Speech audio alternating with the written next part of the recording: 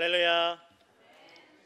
사람이 살아가면서 성공만 하면서 살면 참 좋을 텐데, 또 승리만 하면서 살면 참 좋을 텐데, 성공만 하면서 살 수도 없고 또 승리만 하면서 살 수도 없습니다. 그런 사람은 없습니다. 누구나 다 실패를 경험하고 패배를 경험합니다. 그런데 어쩌다 실패했을 때 많은 사람들이 그래도 그래, 실패는 성공의 어머니이고 또 실패는 그냥 지나가는 과정일 뿐이야, 또 자전거는 넘어지면서 배우고 또 애들은 넘어지면서 걸음마를 배우는 거지라고 이렇게 잘 이겨내면 좋을 텐데, 이렇게 실패나 패배가 두 번이 되고 세 번이 되고 자꾸만 반복이 되게 되면 나는 안 되나 보다, 나는 이제 희망이 없나 보다, 이제 끝났나 보다, 뭘 해도 안 되나 보다, 그렇게 패배의식에 사로잡히는 일들이 많이 있다라는 것입니다. 내가 원하는 학교 가려고 원서를 내고, 또 내가 원하는 직장 가려고 원서를 내고 지원을 하고, 한 번 떨어졌을 때는 그래 다음에 한번 해보지, 두 번이 되고 세 번이 되고 네 번이 되고 자꾸만 반복이 되게 되면 나는 안 되나 보다, 나는 머리가 나빠서 안 되나 봐, 우리 가정이 배경이 안 좋아서 안 되나 봐, 나 학교 출신이 안 좋아서 안 되나 봐 하고 완전히 마음이 소극적이고 또 포기하는 태도나 그런 사고방식으로 점점 빠져가는 경우들이 있다라는 것입니다. 어떤 한국에 계신 목사님의 간증을 들은 적이 있는데, 이 목사님은 고등학교 때 학교의 성적이 너무 안 좋았다라고 합니다. 공부를 안 하는 게 아닌데 자기 열심히 하는데, 누구보다 의자에 오래 앉아서 열심히 공부하는데 아무리 공부를 해도 잘 안 되고, 하려는 마음이 없는 것도 아니고, 나도 다른 아이들처럼 좀 공부 잘하고 싶고 좀 성적이 올라가고 싶은데 아무리 하고 싶은 마음을 가지고 의지를 가지고 열심히 해도 안 되더라는 것입니다. 항상 성적이 뒤에서 왔다 갔다 하니까 점점 마음이 힘들어지더라는 것입니다. 그러다 보니까 한 번 실패하고 두 번 실패하고 원하던 결과를 얻지 못하게 되니까 나는 안 되는 사람인가 보다, 그리고 점점 다른 친구들과 멀어지고 사람들과 멀어지고 가족들과도 멀어지면서 외로워지면서 그 PC방에 그냥 내가 그냥 마음의 위로받는 건 컴퓨터밖에 없다, 그냥 게임에 중독되기 시작했다라는 거죠. 그래서 20대가 될 때까지 완전히 게임 중독이 되어서 페인처럼 지냈다라고 합니다. 나중에서야 예수님 만나고 나서 다르게 보이기 시작했다라는 것입니다. 눈앞에 반복되는 이 실패와 패배가 전부가 아니구나, 이게 끝이 아니구나, 다른 인생을 살게 되었다라는 것입니다. 나중에서야, 예수님 만나고 나서야 주변을 살펴보니까 주변에 성공한 사람들이 다 패배하지 않고 실패하지 않은 사람들이 아니라 실패하고 패배를 하지만 실패와 패배를 통해서 견디는 법을 배우고 더 열심히 노력했기 때문에 성공을 만나게 되었다는 것을 깨닫게 되었다는 것입니다. 그래서 지금은 그 목사님이 자기처럼 이 패배주의에 빠져서 완전히 게임 중독이 되거나 마약 중독이 되거나 알코올 중독이 된 그 청소년들을 돕는, 위로하는 사역을 하고 계신다는 것입니다. 내가 그 길 겪어봤으니까, 그 허무함을 겪어봤으니까, 내가 그 고통과 실패를, 좌절을 겪어봤으니까 나만이 그 아이들을 위로해 줄 수 있고 한마디라도 해줄 수 있다는 것을 비로소 깨닫게 되었다는 것입니다. 내가 그때 실패하고 좌절한 게, 그때 내가 절망에 빠졌던 게 다 헛된 게 아니구나, 하나님께서 이렇게 하시려고 나를 그렇게 실패하게 하셨구나, 그렇게 좌절하게 하셨구나라는 것을 깨닫게 되었다는 것입니다. 성경에 보면 하나님을 잘 믿는 성도들에게 하나님께서 끊임없이 감당할 수 없는 어려움과 아픔을 만나게 하십니다. 문제를 만나게 하시고 벼랑 끝으로 몰고 가실 때가 있습니다. 그냥 절벽 끝으로, 벼랑 끝으로 가는 그 발걸음을 모른 채 하시거나 안 도와주시는 게 아니라 억지로 벼랑 끝으로 내모시고 벼랑에서 집어 던져버리실 때가 있더라는 것입니다. 어쩌다 한 번이 아니라 한 번, 두 번, 세 번 끊임없이 반복해서 어려움을 만나게 하시는 일들이 성경에는 기록이 되어 있다는 것입니다. 우리가 잘 아는 아브라함은 하나님께서 그를 부르셨습니다. 너 고향 떠나라, 너 본토를 떠나라, 네가 기반을 다지고 있는 거기를 떠나라, 아버지도 떠나라, 친척도 떠나라, 너를 도와주고 네가 믿을 수 있는 모든 사람들 다 떠나라. 그리고 내가 너에게 가르쳐줄, 내가 너에게 말해주는 그 땅으로 가라. 여러분, 이 아브라함이 살던 시대에는 가족과 고향과 친척을 떠나는 경우는 정말 입에 담지 못할 죄를 저질러서 쫓겨나는 경우 외에는 떠나는 경우는 없다라는 것입니다. 땅이 기반이 되고 땅이 있어야 생계를, 장사를 하든 농사를 짓든 살 수가 있고, 믿을 수 있는 사람, 나 도와주는 사람들이 있어야, 그래도 가족, 그때 당시에는 피를 나눈 가족들만이 제일 믿을 수 있는 존재들인데 그 사람들을 떠나서는 살 수 없다라는 것입니다. 그래서 한 공동체에서, 마을에서, 가문에서 쫓겨나는 것은 그 자리에서 죽임당하는 것보다 더 치욕스럽고 고통스러운 저주로 여겨졌다라는 것입니다. 하나님께서 너 떠나라는 거예요. 이제 75세가 되어서 기운도 없고 살 날도 많지 않은데 다 떠나라고 하십니다.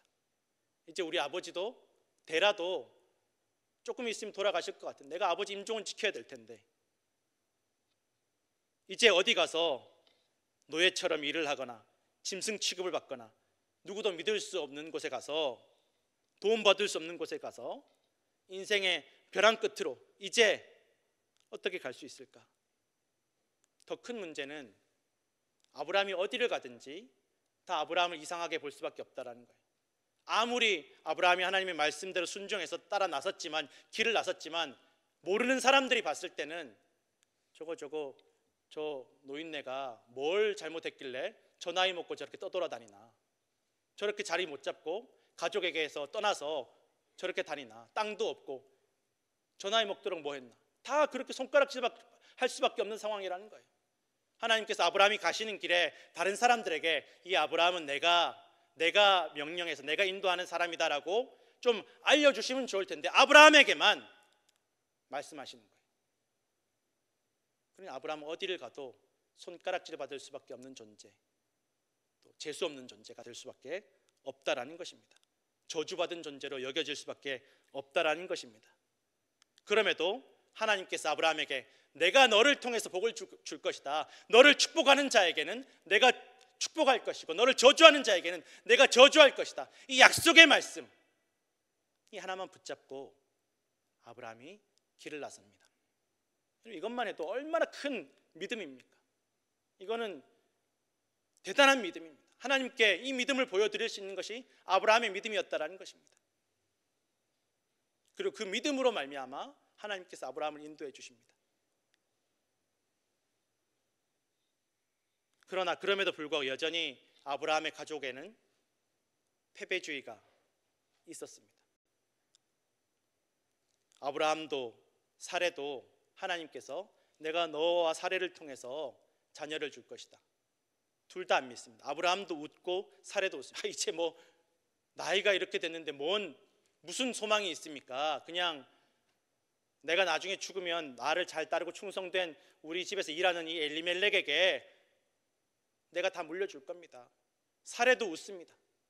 내가 무슨 소망이 있습니까? 이 하갈을 통해서 그냥 아들을 얻으십시오. 나는 이제 다 끝났습니다. 나는 아무것도 할 수 없습니다.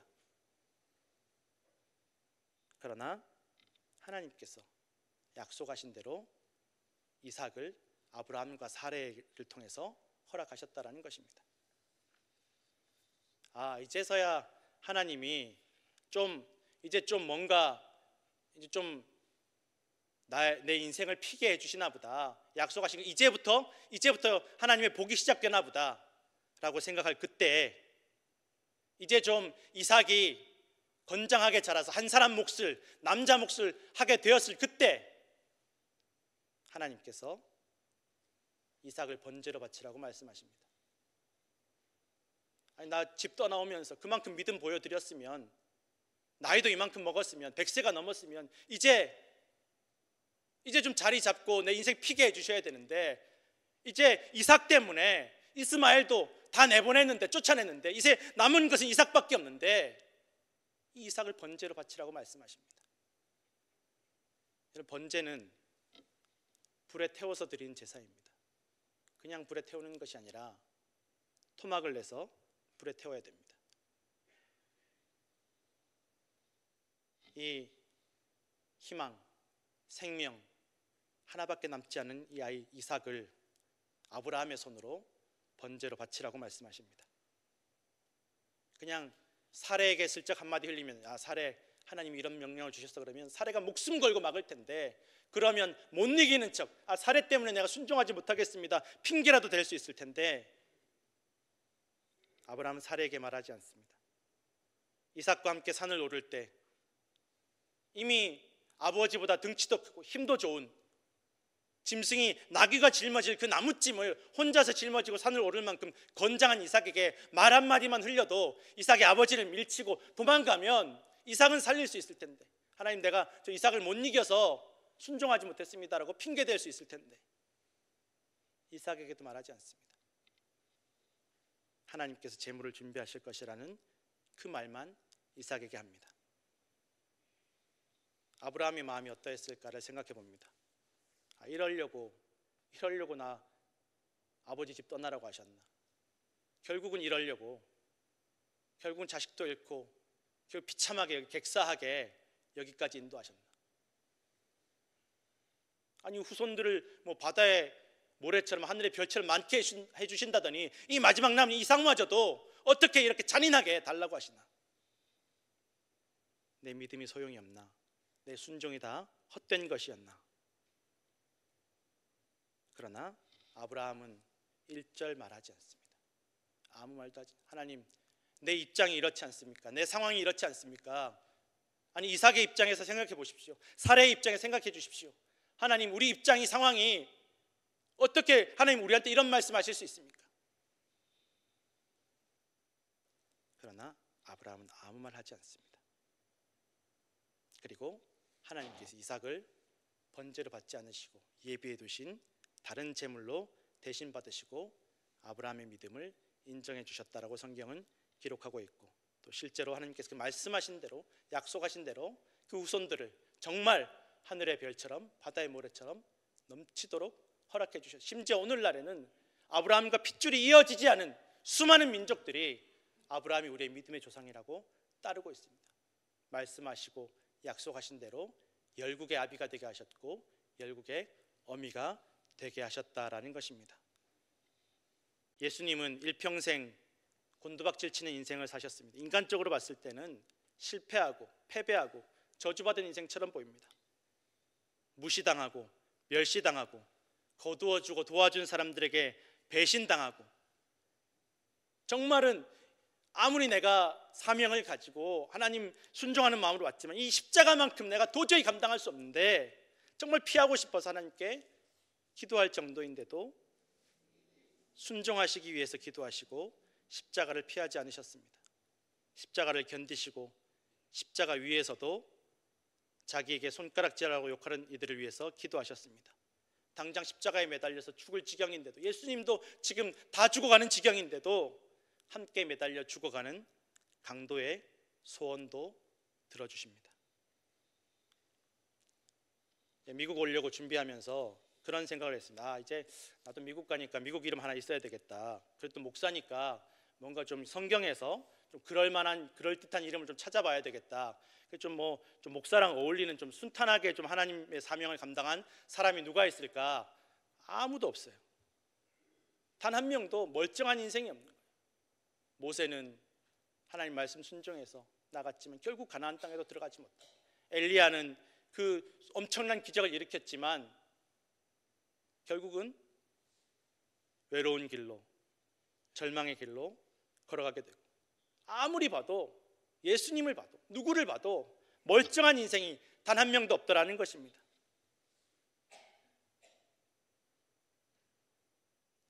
성경은 우리에게 문제를 만나지 않는, 실패와 좌절과 사망과 어려움이 없는, 재앙을 만나지 않는 그런 방법을 설명해 주시지 않습니다. 욕들어 먹지 않는, 무시당하지 않는 그런 인생을 말씀해 주시지 않습니다. 하나님 보시기에 문제는 거기에 있지 않다라는 것입니다. 그게 문제가 아니라 우리가 만나는 재앙이, 죽음이, 우리가 만나는 사람이, 나를 괴롭히는 사람이, 힘들게 하는 사람이 내가 만난 이 죽음이 질병이 문제가 아니라는 것입니다. 전에 제가 이제 이가 좀 아파서 치과에 간 적이 있습니다. 아무리 생각해도 이가 아프니까 충치가 생겼나, 이에 문제가 있다. 그래서 치과 의사분한테 제가 이가 아프니까 이 충치가 생긴 것 같다, 이 충치 치료해 달라고 갔는데 의사분이 이렇게 보시더니만 이거는 이가 문제가 아니라 잇몸이 문제라고. 나는 분명히 이가 아픈데 왜 잇몸이 문제냐고. 아니, 이거는 이가 아픈 것처럼 느끼는 거지 진짜 문제는 잇몸에 있다라는 거예요. 우리가 여러분 느끼는 것, 우리가 보는 것, 우리가 듣는 것이 정말 확실합니까? 확실하지 않습니다. 보고 듣고 판단하는 우리의 모든 생각이 결코 확실하지 않습니다. 고난을 만나고 재앙을 만나고 시험을 만나고 심지어 죽음을 만나고 괴롭히고 박해하고 핍박하는 조롱하는 사람들을 만났을 때 진짜 문제는 거기에 있지 않다는 것입니다. 고난을 만났을 때, 문제를 만났을 때, 시험을 만났을 때, 죽음을 만났을 때 우리의 마음에 문제가 있다는 것입니다. 어떤 마음을 가져야 될지, 어떤 태도를 가져야 될지, 어떤 믿음을 가져야 되는지에 대해서 성경은 말씀하고 있다는 것입니다. 그리고 그 믿음의 결과로 믿음이 있으면, 고난 가운데 죽음을 만났을 때 믿음이 있으면 모든 고난과 재앙과 시험과 문제와 죽음을 정통으로 맞아도 이겨내고 오히려 더 큰 복이, 영원한 생명이 되게 하심을 약속하고 있다는 것입니다. 진짜 문제는 잃어버린 믿음이고 잃어버린 은혜라는 것입니다. 고난을 만났을 때, 원수를 만났을 때, 죽음을 만났을 때 우리 안에 믿음이 있는지, 은혜가 있는지가 진짜 문제라는 것입니다. 고린도전서 15장은 예수님의 복음을 듣고도 부활이 없다라고 주장하는 고린도 교인들에게 쓴 바울의 편지입니다. 고린도 교회는 바울이 세웠습니다. 예수님의 복음을 가지고 바울이 세웠던 교회입니다. 예수님이 부활하심 때문에 생겨난 교회입니다. 그럼에도 불구하고 고린도 교회 교인들이 부활을 믿지 않습니다. 지금 은혜도 받고 은사도 받고 새 사람 되어서 살지만 다 죽어가더라. 우리 교회 누구 돌아가셨고 누구 돌아가셨고 젊은 사람 저렇게 덧없이 죽고 다 저렇게 아무리 잘 믿고 열심히 해도 결국은 다 죽더라. 믿어봐야 소용없고 열심히 신앙생활 해봐야 소용없더라. 그래서 이 고린도 교회 교인들이 흔들리는 겁니다. 쉽게 흔들리고 넘어지고 낙심하고 유혹에 넘어갑니다. 아무리 내가 열심히 살아봐야 무슨 소용 있나, 이 짧은 인생 그냥 즐기면서 살자. 그러나 바울은 강력하게 선포합니다.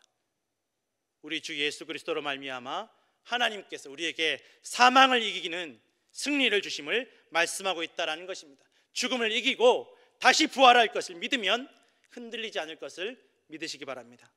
주님 안에 모든 수고가 결코 헛되지 않다라는 것입니다. 산불이 나면 동물도 식물도 피할 길이 없습니다. 타서 죽고 질식해서 죽고, 심지어 뉴스를 보니까 이 불씨가 이 나무의 뿌리를 타고 들어가서 땅 속에 무려 3일에서 4일 동안 머무른다고 합니다. 그런데 땅 속에 들어간 이 불씨는 땅 위에 있는 불보다 더 뜨겁다고 합니다. 최소 400도 이상의 뜨거운 열기를 가지고 땅 속에 머무른다는 것입니다. 그래서 겉에 땅 위에 불이 다 꺼진 것처럼 보여도 또 금세 불길이 올라와서 남아있는 모든 것들을 다 태워버리더라는 것입니다. 그래서 산불이 무섭다라고 합니다. 이제 불이 좀 꺼졌겠지, 이제 지나갔겠지 하면 또 불이 올라오고 또 불이 올라와서 정말 하나도 남김없이 다 태워버리는 것입니다.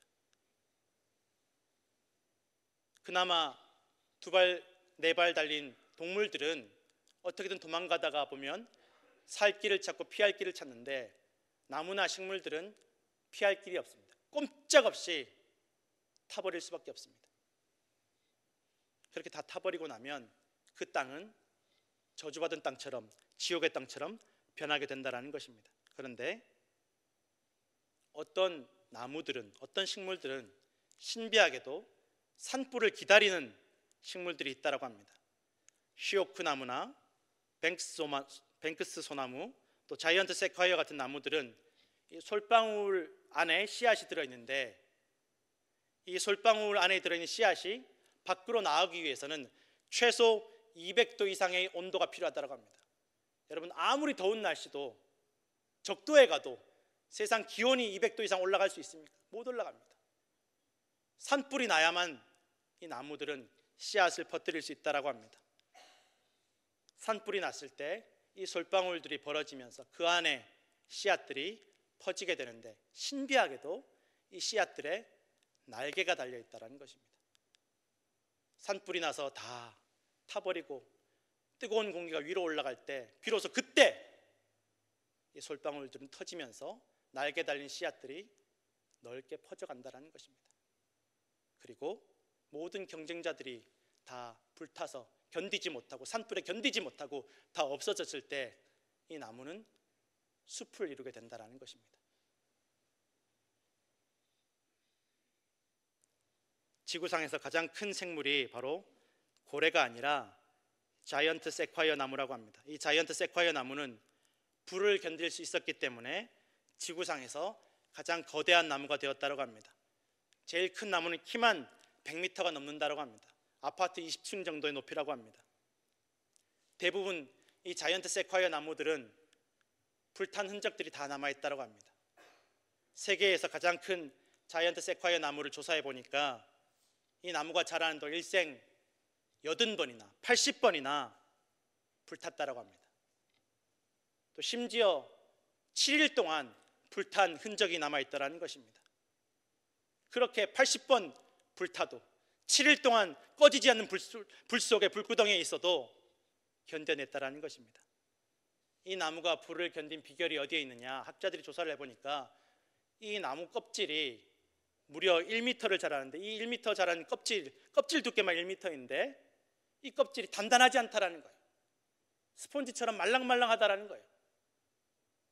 우리가 생각하면 불을 견디려면 단단하게 그런 딱딱한 껍질이 필요할 것 같은데, 오히려 단단한 껍질을 가진 나무들은 다 불타서 없어져 버리고 말랑말랑한 스펀지 같은 껍질이 1m나 있는 이 자이언트 세콰이어 나무가 산불을 견디더라는 것입니다. 왜 그런지 보니까 이 스펀지 같은 껍질에 수분을 담고 있다는 거예요. 물기를 담고 있다는 것입니다. 껍질이 견디는 게 아니라 껍질이 담고 있는 수분이 이 불을 견디게 했다는 것입니다. 여러분, 우리의 자격이, 우리의 모습이, 우리의 조건과 환경이 어려움과 고난과 환난을 견디게 하는 것이 아닙니다. 받은 은혜를 간직할 때, 주신 말씀을 간직할 때 그 은혜가, 그 말씀이 죽음을 이기게 하실 줄로 믿으시길 바랍니다. 여기에 나와 있는 우리 모든 성도님들 보면 제가 다 알지는 못하지만 목사님들도 있고 장로님들도 있고 집사님, 권사님들도 있지만 이야기를 들어보면 인생 살아오면서 순탄하기만 했던 분들은 단 한 분도 없습니다. 다 불구덩이 몇 번씩 들어갔다 오신 분들이 너무나 많습니다. 어떻게 얘기를 들어보면 어떻게 그렇게 견디셨나 싶을 정도로 불구덩이에 한 번도 아니고 몇 번씩 들어갔다 오신 분들이 있습니다.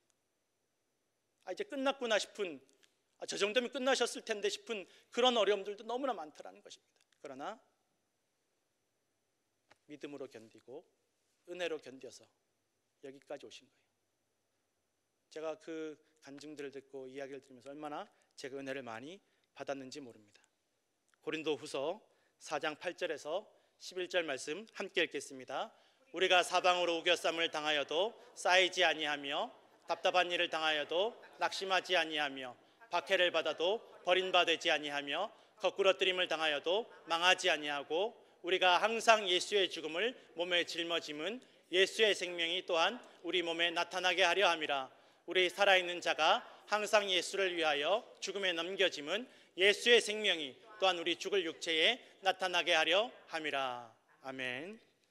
성도 여러분, 빼앗아서 더 많이 가져서 더 높이 올라가서 승리하고 성공하는 것이 아니라는 것입니다.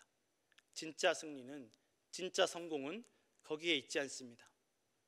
빼앗겨도 낮아져도 실패하고 패배해도 예수 그리스도를 믿음으로 예수 그리스도의 생명을 품고 인내하고 순종하면 반드시 승리하게 될 줄로 믿으시기 바랍니다. 우리는 하나님 앞에서 죽음과 멸망을 이길 수 있도록 창조된 하나님의 형상임을 기억하시기를 부탁드립니다.